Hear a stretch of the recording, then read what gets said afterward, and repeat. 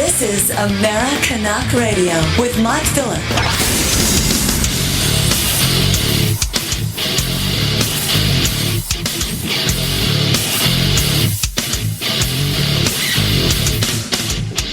Welcome back, everybody. We're live on Americanuck Radio. This is your host, Mike Phillip, riding shotgun, as usual. Super Don Naylor in Louisiana, Professor Mike in Ottawa.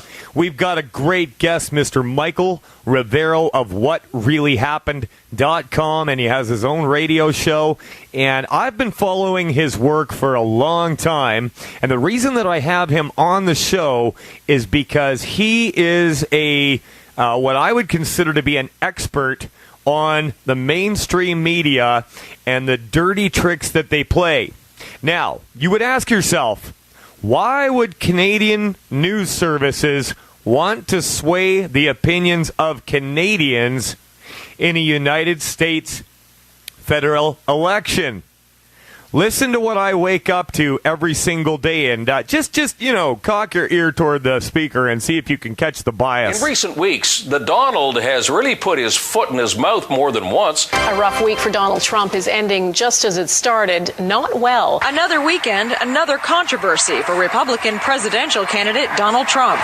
It was quite the week for Donald Trump, even by Donald Trump standards. He is a dog with fleas. There is no hope of repairing his brand.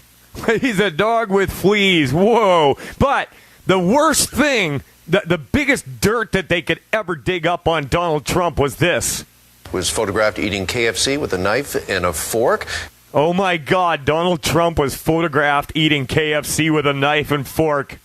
Ladies and gentlemen, we got Mr. Michael Rivero. He's an ex-NASA engineer. He worked in Hollywood special effects and CGI. He's done all kinds of things. He's a hyper-intelligent individual, and we have him here to discuss the media's tricks. Now, if you believe the mainstream media, China hates Donald Trump. The EU hates Donald Trump. Canada hates Donald Trump. Everybody hates Donald Trump. Mr. Rivero, welcome to the show. And you heard those sound bites that we played from Global News here in Canada. Just go ahead and give me your take on what's going on here. Well, I noticed how similar they were to each other in terms of the words they used. Oh, it's the weekend, and it does make it very obvious they're working off the same list of talking points. But what's going on right now is an interesting sort of war, if you will, because the corporate media gets the money that they get because they try and control the mind of the public. And this election that we're coming up on represents a battle to decide who is in control of the minds of America. And the corporate media has been slipping. Polls are showing only 6% of Americans trust what the corporate media is saying. They've been caught lying and cheating. There was the leak of the DNC emails, which actually showed the corporate media coordinating with the DNC and Hillary's campaign, first to sabotage Bernie Sanders, and now they're doing exactly the same thing to Donald Trump. And right after the Democratic convention, the corporate media openly announced they were changing their polling methodology, and all of a sudden Hillary's numbers started really taking off. And what has been found out is the new methodology for the polls is they're oversampling Democrats and undersampling Republicans. So, of course, they're going to come up with results that favor Hillary Clinton, but it doesn't really represent a random cross-section of the American population. So they're playing all these tricks. They're pushing as hard as they can to get Donald Trump out because he's an outsider. He did not grow up in the world of politics. He's not on board with the New World Order. He's not going to continue the policies that all of these people have been working on for several administrations back, including this endless war on the Middle East. And not only that, Donald Trump represents the face of a growing populist revolution in the United States. So this election is not about Republican versus Democrat, liberal versus conservative. This is the American people against that very tiny entrenched elite. And they understand how close they are to getting booted out. And so we're seeing all these dirty tricks going on. Hillary has an online well-funded squad of people who go on out and post on blogs pretending to be ordinary people saying Hillary is great and Trump sucks and all the rest of that. Plus, there's a lot of cyber war going on. A lot of the truth websites are under constant hacker attacks. With me, it's like every hour on the hour. I've noticed that. Couple of truth websites this last week got taken down completely, got absolutely crashed and destroyed. They're having to rebuild their entire system from the ground up. Well, and I mean, when you talk about the corporate-owned, government-owned mainstream media, and I mean, you talk corporate and government, Benito Mussolini defined that marriage as the very definition of fascism right there, when you have corporations and government. And they might as well be broadcasting into a cup with a string attached to it, the way their numbers are looking. Nobody's buying their crap anymore, but they're trying so hard to stay relevant, and it's laughable when you watch it. And I mean, where you're getting the numbers is, where what people would refer to as the alternative media, people like us, people like Mike Rivero, Alex Jones, love him or hate him. He's bringing a lot of attention to this issue. Now, Mike, why would you have a reason to go after Hillary Clinton? You got some history there with the Clinton machine. Could you get into how they created what you are today? Well, my opposition to Hillary Clinton, let's be fair here. My opposition to Hillary Clinton is based on her policies and her past behavior. Polls are showing that the American people have a serious problem with her issues of trust, and she keeps making the problem worse and worse. I'll give you an example that happened just this last week, where Hillary Clinton went on with Mike Wallace, and I'm sorry, not Mike Wallace, but before that, came on out and on TV was saying that FBI Director James Comey had agreed with her that she had been 100% truthful with Congress and the American people regarding her email server. And James Comey said nothing of the kind.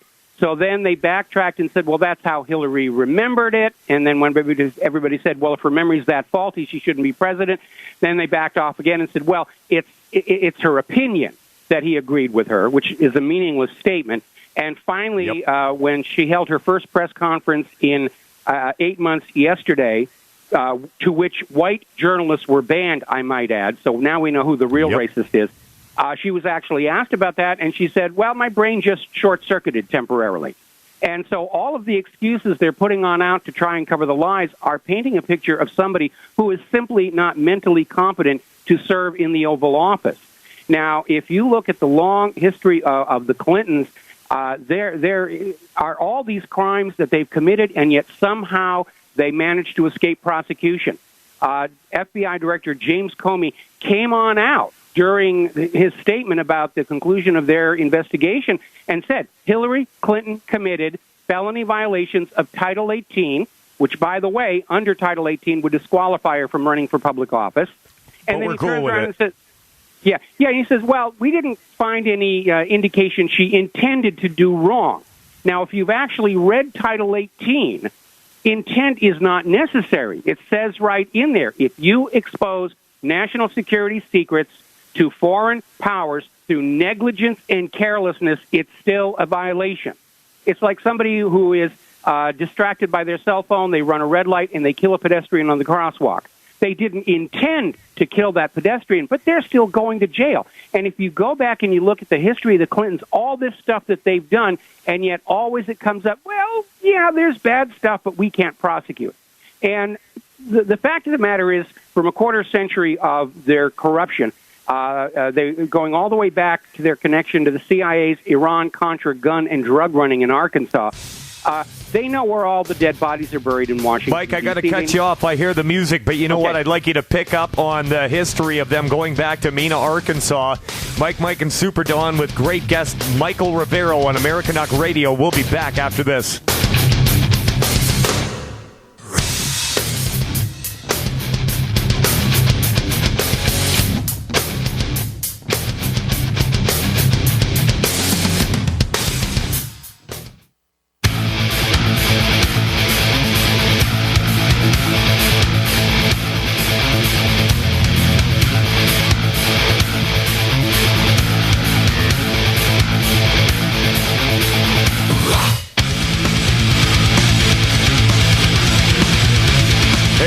everybody. Welcome back. We're live. We got a great guest, Mr. Mike Rivero. And before the break, he was talking about the pile of bodies 50 miles long, many of which committed suicide by shooting themselves twice in the back of the head. Coroners that ruled it a suicide, going back to Bill's days as the governor of Arkansas. Mike, could you pick up where you left off, please? Yeah, the real launch of the Clintons goes back to the Iran-Contra scandal. And what it was is the Central Intelligence Agency was running a covert operation to supply the Nicaraguan Contras with untraceable firearms that were being manufactured in Arkansas and smuggled down. And on the return trips, they were bringing in huge amounts of cocaine to fund it all. And it was all being laundered through those banks, Morgan Guarantee, the Arkansas Development Finance Authority, and land flip deals. And it was this whole money laundry setup. And, of course, it would have remained secret, and it needed to remain secret because it was actually a violation of U.S. law. There was a law passed, the Boland Amendment, which said we are not going to intervene in Nicaragua. And here you had the CIA down there sending in weapons, bringing back cocaine, and it was what the CIA called an off-the-shelf operation, meaning totally black and unaccountable to the United States Congress. Well, everybody was just getting rich on all this cocaine money coming on in, and there was a lot of nefarious activities going on to keep the lid on this, such as the train deaths, where these two kids apparently saw a drug drop, and then they were murdered, and their bodies dropped on a train track to be chopped up, and they said, oh, they just fell asleep on the track and the train hit him. I mean, that's how weird some of this stuff gets. A lot of this activity centered on an airport in Mena, Arkansas, and there was a lot of activity around there. A lot of those people wound up dead. And if you look at the dead bodies list, some of them are pretty weird. One guy died of an overdose of mouthwash. And what?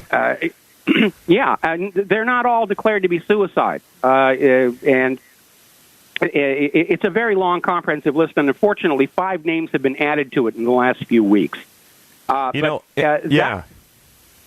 ahead. So basically, the Clintons have had, since the very first days, the ability to blackmail pretty much the entire U.S. government on the scale of this gun and drug-running operation. And Bill Clinton's leap to the White House was actually tied in to keeping the lid on that gun and drug running, because when George Herbert Walker Bush was in the Oval Office, the investigation into Iran-Contra that was triggered by Eugene Hassenfuss's confession after capture was getting very close to him. So he decided he needed to strategically leave the White House, and that's why he ran such a terrible campaign for re-election. But he needed to make sure the White House would go to a Democrat who would work to keep the lid on, and that's why they basically shoved Bill Clinton into the White House. The corporate media complied, going along with, protecting Bill Clinton from his scandals and attacking anybody getting near him. And if you remember that whole Jennifer Flowers scandal, Don Hewitt, who was executive producer of CBS 60 Minutes when this was all going down, admitted on videotape that they had edited the Jennifer Flowers segment to discredit her and help Bill Clinton get to the nomination.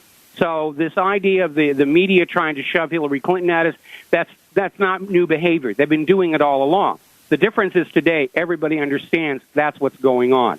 So Bill Clinton went into the Oval Office. He had his 8 years, and there were all kinds of scandals going on during his reelection, including Chinagate, which involved Bill Clinton as president authorizing the sale to China of highly sensitive technology over the objection of the Pentagon and intelligence agencies, and Chinese money was pouring into his reelection campaign through Chinese-American citizens. And there was an investigation that started, and it got stalled because all of a sudden the White House email server broke down, and golly gee shuckies, somebody had shut off the backup system a couple of weeks ago, right, and over 1 million subpoenaed documents had vanished into thin air.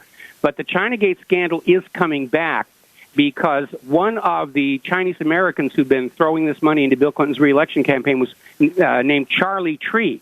And his source of the money was Chinese billionaire Ng Lap Seng, who had close ties to the Chinese government. And the story is actually starting to wake up again because Seng got arrested on an unrelated bribery case, and he's back in the United States of America where people can talk to him. And there was this former UN General Assembly president who got caught in that same bribery arrest, and he was going to testify about Seng's connections to the Clintons, but on the very morning he was set to testify, he died. And the first report was he suffered a heart attack, and then it came out that his throat had obviously been crushed, so they changed the story to say that he accidentally dropped a barbell on his own throat. I remember that. They got that idea from an episode of Columbo, plot line. And the reason this is germane right now goes back to that private email server that Hillary Clinton had, because when that Romanian hacker who called himself Guccifer was in there prowling around, he reported seeing at least 10 other foreign IPs logged in, rummaging through the data. And so it's an obvious question to me to ask if Hillary Clinton was repeating the Chinagate scandal, selling U.S. secrets to foreign interests, using her weak email server to deliver the goods, and her charitable foundation to collect and launder the payments. Because economic experts have been looking at the foundation. They're saying it's not actually set up as a nonprofit foundation. It's running as a slush fund. There have been tens of billions of dollars that have gone in there that have vanished without a trace. They collected millions and millions of dollars for Haiti following the earthquake. The Haitians got hardly any of that money. That's why they were protesting outside the Democratic National Convention. It is an incredibly dirty mess, and it's all tangled up with drug money.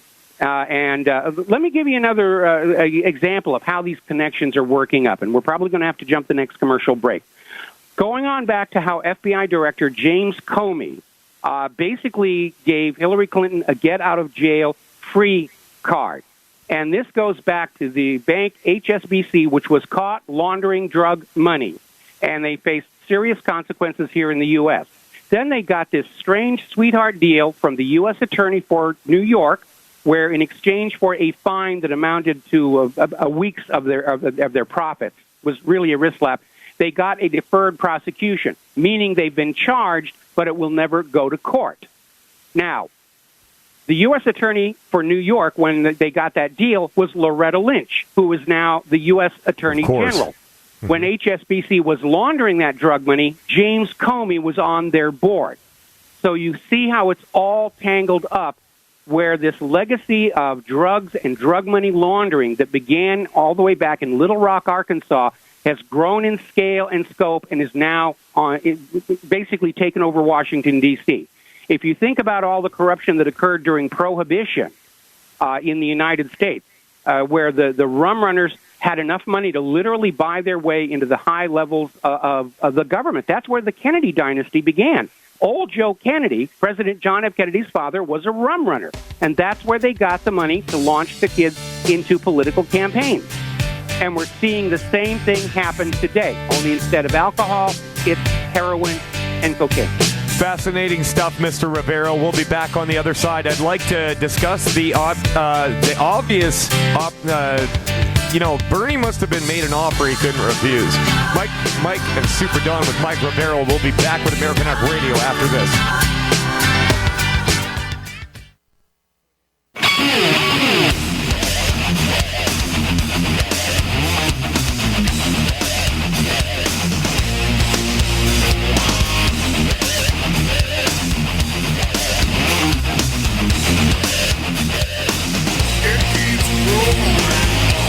Welcome back to Americanuck Radio. This is your host, Mike Phillips. Professor Mike had to step out, so there's going to be no science segment today, but that's okay. We've got Mr. Michael Rivero of WhatReallyHappened.com to talk a little bit more about the scandals surrounding Hillary Clinton in the U.S. presidential election.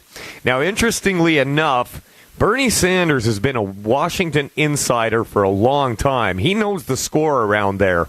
And we were talking a little bit about that during the break. Now, Bernie, whether his intentions were good off the bat or if he was controlled opposition there to fall on his sword and betray his followers, that raised $22 million for him because they didn't like Hillary Clinton. And now they're threatening to riot over it. Do you think that Bernie got an offer he couldn't refuse, Mr. Mike Rivero? I think it was more on the level of he got afraid. And we know that early in the primaries, there were acts of violence directed against Bernie Sanders. Somebody shot up his campaign office in Nevada. We know that the hotel where his campaign staffers were staying in one of the cities got broken into and ransacked, and a bunch of laptops were stolen. And then, of course, there was that strange bruise that showed up on his cheek the day after he lost his Secret Service protection at the convention. I remember those pictures, yeah. Yeah, and it's entirely possible that Bernie was told to stop making a fuss about the nomination and stop making a fuss about all the obvious election fraud that was going on during the primaries, or he's going to wind up in Fort Marcy Park, which for you Canadians who don't know the reference, that's where they dumped the body of White House Deputy Counsel Vincent Foster all those years ago. So anybody who's going up against the Clinton machine understands they do so literally at risk of their life. Yeah, and that's been the pattern over the years. And the other thing that's going on here, there's so much footage that Hillary Clinton looks like she's got epilepsy, syphilis, and schizophrenia all at the same time. It's like she goes into these weird little spells where she can't stop coughing. She laughs inappropriately longer than what would be acceptable, or things that you wouldn't normally laugh at, or she gets these big wild eyes. There's been pictures of lesions on her tongue. It's highly speculated that her health is in the toilet. Like, what are they doing? Propping her up with drugs? Or, I mean, is it like John McCain before... well, I guess you can't say she really does press conferences because she doesn't, but what's your take on that, Mike? Well, obviously it's a concern. Now, when I was a kid, anybody who was running for the presidency was required by the parties to undergo, a medical examination by the party's selected doctor. That's sort of gone away. Bill Clinton, when he first ran for the White House, refused to have an independent medical examination. The most serious area of concern from where I stand has to do with that strange Fresnel prism that's been installed in her eyeglasses, which basically bends the light path to one side. And what it tells us is without those glasses, Hillary Clinton cannot actually fuse the images in front of her between her two eyes. It's like being cross-eyed. And this is an area of concern because there was a report that she did suffer an accident and a concussion. And it could also be a symptom of a minor stroke, but still a stroke involving the central brain stem, which very often leads to these kinds of problems. So the fact that her health may not be good is a valid concern at this point. Not only that, but you had Barack Obama and Michelle talking about what a witch she is during the election, the last one. And now they're giving her this glowing endorsement, while at the same time, over in Russia, Vladimir Putin is issuing warnings to the American people about Hillary Clinton. Could you get into that, Mike? Well, yes. Hillary Clinton is fully on board with the war agenda. She has already stated publicly that when she is president, she's going to find some excuse to attack Iran. And she's fully on board with continuing these wars or continuing toward war with Russia and China. And it's important to understand the real reason for all this warmongering. It has to do with the economy, because at the end of World War II, there was this agreement reached called the Bretton Woods Agreement. Roosevelt's price to Winston Churchill to bring America into World War II was that the British pound sterling would surrender its role as the global trade and banking currency and allow the United States Federal Reserve note to take over. And so that at that Bretton Woods Agreement, all of the major economic powers got together and said, yes, the pound sterling is off. The U.S. dollar is now the accepted global trade and banking currency. And this means that since the end of World War II, up until recently, anybody who traded or banked across an international border had to first go through the U.S. dollar. And the U.S. economic system made a huge profit, loaning those dollars out at interest or simply trading these piles of ink and paper for actual manufactured goods and agricultural produce from other countries. And part of the post-war prosperity was based on this financial scam that was going on, along with the fact that the United States was the only nation whose industrial base hadn't been bombed into rubble. Well, in this day and age of global instantaneous financial transactions, a single global currency is an obsolete idea. But the United States can't let that go because they got lazy. And they've allowed American manufacturing to decline in quantity and quality, and nobody wants our GMO agriculture. And so if the world stops using the U.S. dollar for global trade and banking, the U.S. economy is going to be in trouble. And that lies behind so much of what we have seen in recent years. Saddam Hussein, in 2002, got permission from the United Nations to sell Iraq's oil for the euro. 1 year later, screaming nuclear weapons of mass destruction, the U.S. invades, they lynch Saddam Hussein, and they put Iraq's oil back on the world market only for the U.S. dollar. Same thing happened down in Libya. Muammar Gaddafi was building Libya up, tremendous infrastructure, very high standard of living. Then he kicks out their private central bank, sets up a state central bank to handle the public currency as a public utility, and invents a new value-based currency, the gold dinar. And it was very attractive to the rest of Russia. And so the U.S. goes on in, they kill Gaddafi, the gold for the gold dinar has vanished, nobody knows where that went, and Libya's oil is back on the world market only for U.S. dollars instead of that gold dinar. And one of the emails that has been leaked actually comes on out and says that gold dinar was one of the major reasons the U.S. went into Libya. So it's all about preserving the U.S. dollar's global hegemonic domination. And here you have Russia with a ruble that is very strong, very reliable. You have China with the yuan, which is now partly backed by gold. And more countries are saying, we don't want to use the U.S. dollar anymore. It's not trustworthy. It's not reliable. There's a treasury bond bubble. And they're trying to do business using the ruble and the yuan or their own currencies. And everyone that does becomes a target for U.S. intervention. Yeah, and when I listen to people that are against Donald Trump, they'll say things like, he has no platform, he has no message, he's just he's just loud and rude and a jerk and the ugly American, so to speak. But I've heard Donald Trump say things that will get you shot, like talking about looking at the Federal Reserve, leaving NATO, or at least making other countries pay their bills, because the United States cannot afford this. I mean, how much money is forked out by the U.S. in foreign aid, and they can't afford it. It's not there. It absolutely is not there. Our economy is stressed to the breaking point. Israel just demanded and got a major increase in U.S. funding. At the same time, we've got thousands of our veterans homeless in the streets. Our roads are crumbling. Our bridges are collapsing. Flint, Michigan water. Flint, Michigan water. That's exactly right. They're literally strip mining the United States of America in order to send our wealth to all their cronies in all these other countries. Yeah, well, the same thing is happening in Canada. I mean, this agenda has been going on worldwide. Here in Alberta, where I live, we had an advantage over other places, but now unemployment is up, and we're getting a carbon tax. Mr. Rivero, thank you so much for joining us for 3 segments. Mike, and Super Don will be back after this.